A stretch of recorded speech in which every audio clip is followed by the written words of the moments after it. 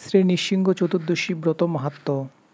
শ্রী নৃসিংহদেব বললেন, আমার ব্রতদিন জেনেও যে ব্যক্তি লঙ্ঘন করে চন্দ্র সূর্য ততদিন নরক যাতনা ভোগ করবে। যদিও আমার ভক্তরা এই ব্রত করে থাকে, তবু প্রত্যেকের এই ব্রত অধিকার আছে। প্রহ্লাদ বললেন, হে নৃসিংহদেব, হে সকল দেবগণের আরাধ্য প্রভু, আপনাকে প্রণাম জানাই। আমি জিজ্ঞাসা করছি, হে প্রভু, তোমার প্রতি আমার ভক্তি কিরূপ উৎপন্ন হল, কিরূপ আমি তোমার প্রিয় ভক্ত হলাম। শ্রী নৃসিংহদেব বললেন, হে বুদ্ধিমান, একান্ত মনে শোনো। প্রাচীন কল্পে তুমি ব্রাহ্মণ ছিলে, কিন্তু বেদ পাঠ করোনি। তোমার নাম ছিল বাসুদেব এবং তুমি ছিলে বেশ্যাসক্ত। তোমার কোনো সুকর্ম ছিল না, কেবল একটি মাত্র আমার ব্রত করেছিলে।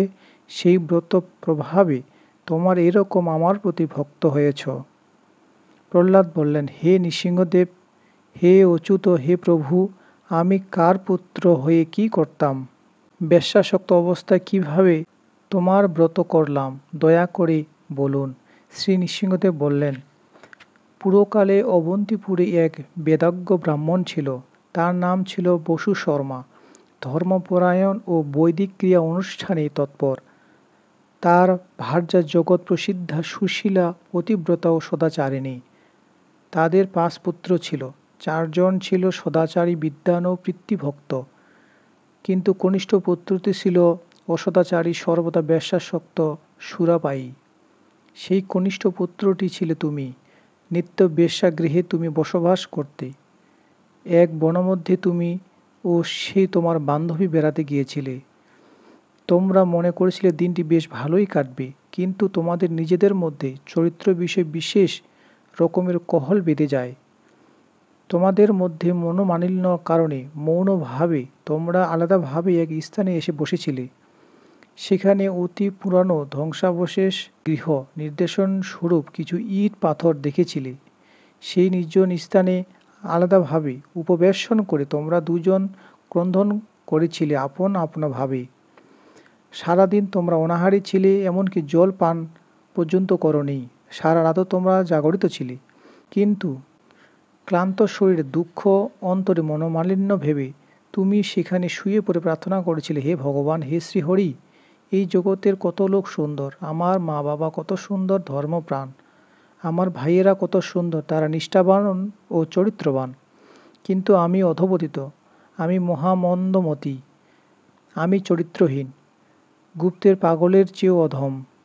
হে ভগবান, ভালো লোকেরা তোমার শরণাগত, আমি মূর্খ, কার শরণাগত নই। আমি নিঃসঙ্গ, আমি বড় অসহায় অবস্থায় তোমার কাছে প্রার্থনা করছি, হে ভগবান, আমাকে বিশুদ্ধ জীবন দান করো। এইভাবে তুমি ক্রন্দন করেছিলে। আর তোমার বান্ধবী সেও একান্ত মনে প্রার্থনা করেছিল, হে ভগবান, আজ সমাজের মধ্যে সবচেয়ে জঘন্য স্তরের জীব, সভ্য সমাজ থেকে আমি বিক্ষিপ্ত ও বিচ্ছিন্ন। এই জগতের অনেক নিষ্ঠাবতী, সাধ্বী, সুন্দরী নারী রয়েছে, আর আমি মহাপাপী ও গণিকা বৃত্তি করে জীবন নষ্ট করেছি। প্রতিদিনই কেবল পাপের বোঝাই বাড়িয়েছি। নরক যাতনা কতই না পোড়া কপাল অপেক্ষা করছে। ভদ্র সমাজে কেউ কোনো দিন আমাকে তাকাতেও চায় না। আমি এই জগতের কোনো গুপ্ত খুঁজে পাই না। হে পরম করুণাময় ভগবান, যদি তোমার অহেতুকী কৃপা দৃষ্টি আমার প্রতি থাকে, তবে দয়া করে আমার এই জীবন পরিবর্তন করে দাও। এভাবে সে আকুল অন্তরে ক্রন্দন করতে লাগল। শ্রী নৃসিংহদেব বললেন, হে প্রহ্লাদ, সেই স্থানটি ছিল আমার প্রাচীন মন্দির। সেই দিনটি ছিল বৈশাখ মাসের শুক্ল চতুর্দশী, আমার আবির্ভাবের দিন। তোমরা উপবাসী ছিলে, রাত্রি জাগরণ করেছিলে, জীবের কল্যাণ প্রার্থনা করেছিলে, অর্থাৎ অজ্ঞানতার সারেই তোমরা আমার পরম মঙ্গলময় চতুর্দশী ব্রত পালন করেছিলে। সেই ব্রতর প্রভাবে তুমি এ জন্মে আমার প্রিয় ভক্তরূপে জন্মগ্রহণ করেছ, আর সেই বেশ্যাও স্বর্গলোকে অস্পরা জীবন লাভ করে ত্রিভুবনে সুখচারিণী হয়েছে। হে প্রহ্লাদ, আমার ব্রত প্রভাব শোনো। সৃষ্টিশক্তি লাভের উদ্দেশ্যে ব্রহ্মা আমার এই চতুর্দশী ব্রত পালন করেছিলেন। ত্রিপুরাসুরকে বধের উদ্দেশ্যে মহাদেব এই ব্রত করেছিলেন। স্বর্গ সুখ লাভের জন্যই দেবতারা আগের জন্মে আমার ব্রত করেছিলেন। বেশ্যারাও এই ব্রত প্রভাবে তিলক সুখচারিণী হয়েছিল। যে সমস্ত মানুষ আমার এই ব্রতশ্রেষ্ঠ পালন করিবে, শতকোটি কল্পে তাদের সংসার পুনরাগমন নেই। আমার ব্রত প্রভাবে অপুত্র ভক্ত পুত্র লাভ করে দরিদ্র ধনশালী হয়, তেজস্কামী তেজ লাভ করে, রাজ্যকামী রাজ্য পায়, আয়ুষ্কামী দীর্ঘায়ু লাভ করে। স্ত্রীলোকেরা আমার এই চতুর্দশী ব্রত পালনে করলে ভাগ্যবান হয়। এই ব্রত সৎপুত্রপ্রদ, অবৈধ বাক্যর ও পুত্র শোক বিনাশন, দিব্য সুখপ্রদ। স্ত্রী পুরুষ যারা এই উত্তম ব্রত পালন করে তাদের আমি সুখ ও মুক্তি ভক্তি ফল দান করি।